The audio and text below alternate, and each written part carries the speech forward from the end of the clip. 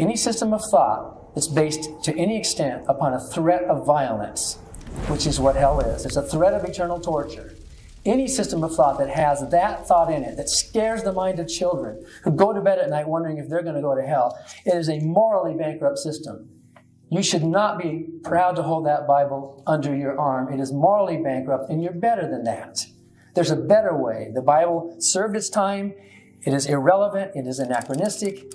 It is immoral, and humanistic morality based upon, to some degree, not completely, but to some degree, on the natural instincts that we evolved through natural selection.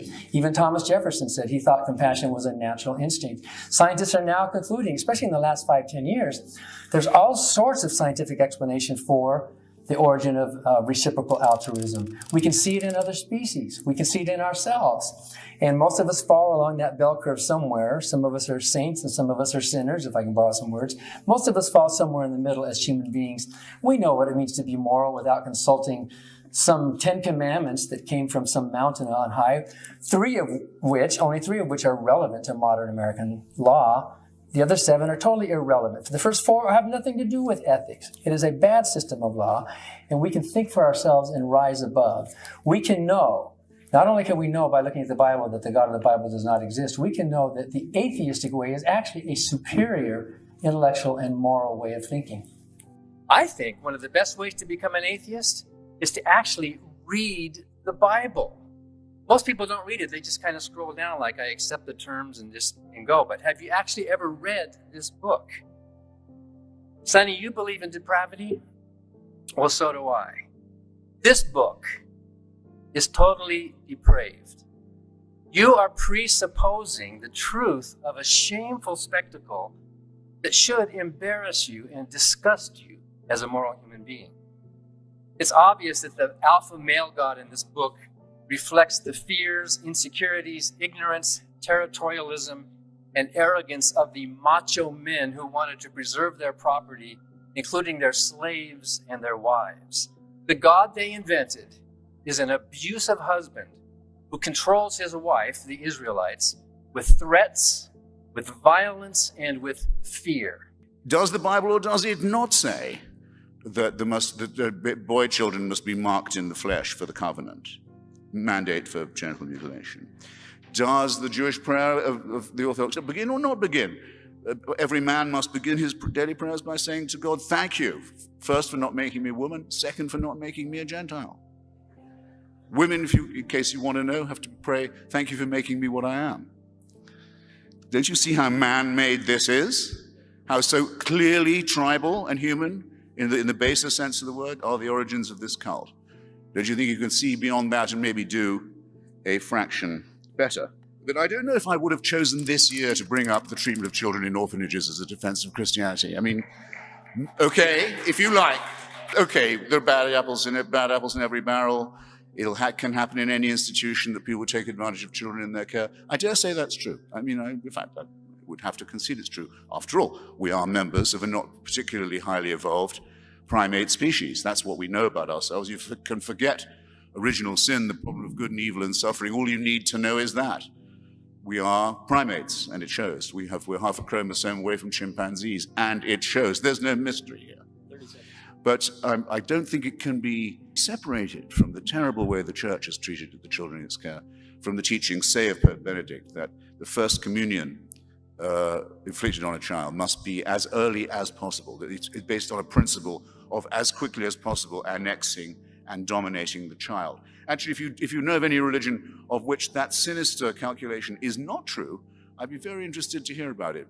Why do they not want prayer in the plains, for example, in America? Why do they want prayer on the factory floor? Prayer in the trades, prayer on the stock exchange? You never know. No, why in the schools? Ask yourself that. You're halfway to seeing why it's man-made, why that's primate-made, and why that's all you probably need to know about it. There's nothing supernatural involved in this. We are left alone with our own responsibility to think. There is no fixed authority. There is no celestial, unanswerable court of appeal to which we can refer these questions. Our own responsibility cannot be taken from us. Don't trust anyone who, under any persuasion, tries to seduce you into giving that up. The kind of cruelty in Catholic education, the kind of child, let's not call it child abuse, it was child rape. The kind of child rape that went on systematically for so long. Let's imagine that we can overlook this and say it is nothing whatever to do with the structure and nature of the Catholic Church and the twisted, neurotic, and hysterical way that its leaders are chosen. The celibacy, the nuns, the monks, the priesthood. This is not natural and normal, ladies and gentlemen, in 2009. It really isn't. I'm sorry. For me to be called a pervert by these extraordinarily sexually dysfunctional people, I don't think human history's ever had more.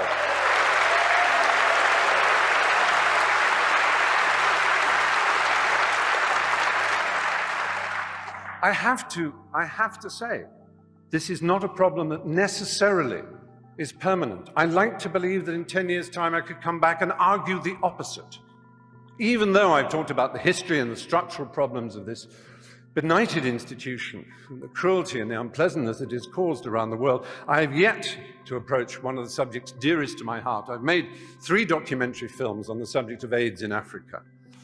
My particular love is the country of Uganda. It's one of the countries I love most in the world. There was a period when Uganda had the worst incidence of HIV/AIDS in the world.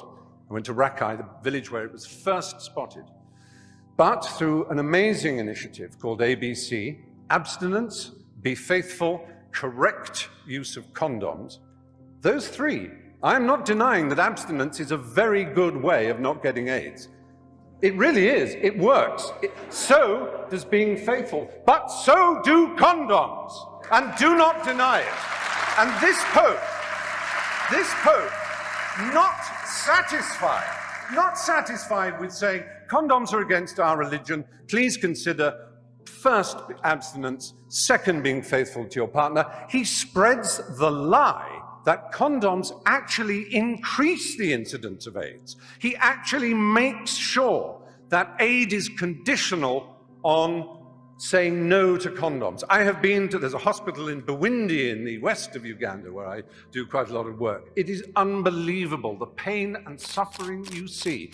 Now, yes, it is true, abstinence will stop it. It's the strange thing about this church. It is obsessed with sex. Absolutely obsessed.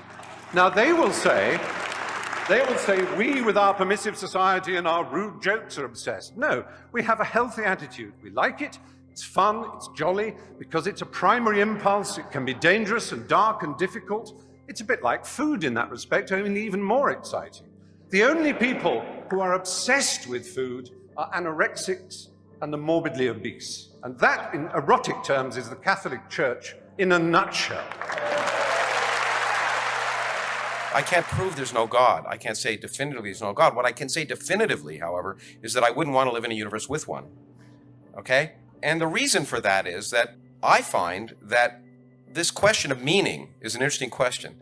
And if science tells us that there's no objective meaning to the universe, no purpose or meaning, does that make our lives purposeless and meaningless? Absolutely not. Quite the contrary. It means the purpose and meaning in our lives is what we make. It makes what we do more important. It makes the compassion we show others more important. We're not being told what to do by some cosmic Saddam Hussein, who, by the way, in many religions doesn't just condemn you to torture for while you're alive, but for all eternity. You do it because we derive meaning and, in fact, the recognition, not from religion that all humans have equal dignity, but from science, that we're all a common species. In fact, that there's nothing sacred, that we create compassion and action, and in fact that humans are no different than other animals in the sense of being evolved species, and we have to realize that we share the earth with them, and in fact those ideas allow us to address what are the real problems of the 21st century.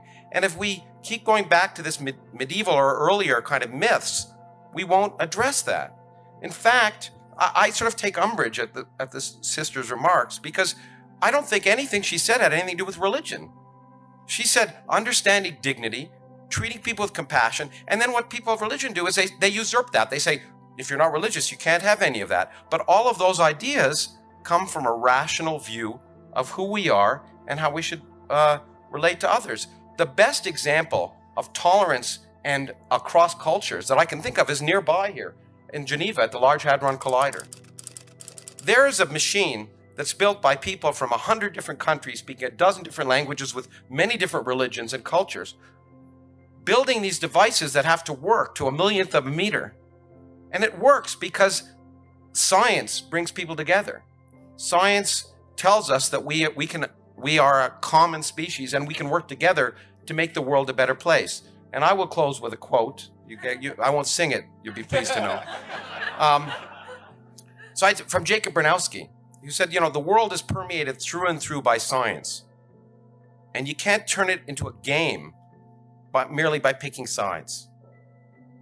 Like it or not, the world is governed by science, the physical world. And if we want to deal with our real problems, we have to accept what nature is telling us instead of imposing our beliefs on nature.